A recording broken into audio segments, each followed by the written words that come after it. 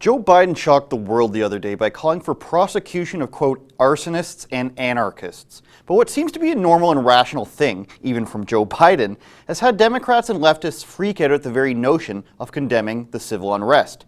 As violent far-left groups like Antifa and Black Bloc ravage cities like Seattle, Portland, and Oakland, very few, if any, politicians on the left have called for a stop to the violence. Instead, many have excused the violence, deny its existence, or even blame the president for it, if you can believe it.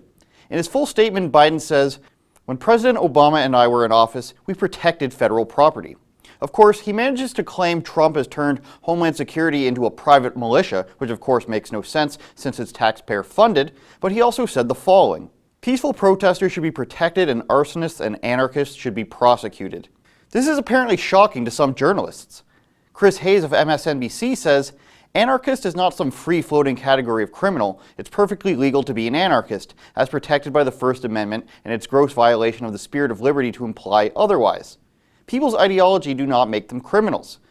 No mention of the fact that anarchists are today, in fact, burning down buildings and attacking federal officers, but that's stating the obvious. Forget the point that anarchy means there are no laws, but we can explain that to Chris after the communist takeover, I guess. House Democrat for Virginia Lee Carter says, "Joe Biden just issued a statement calling for the arrests of anarchists, simply for being anarchists, which is very explicitly not illegal." Now, it should also be noted that Biden and Trump have now joined together in openly calling for the political persecution of the same people. This is only proving Trump right about radicals taking over the Democratic Party, actually. From a Democratic point of view, you're not just as bad as Trump for saying federal property shouldn't be destroyed, you might be worse. It'd be one thing if there wasn't any violence and they were standing for freedom of thought, but these anarchists attack people just for disagreeing with them.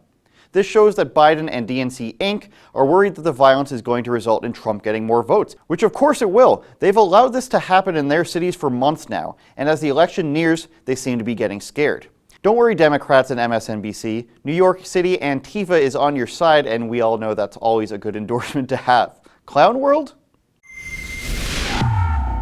Thank you for watching. Don't forget to like, share, and subscribe, and go to rebelnewsplus.com for more premium content that you won't get on YouTube.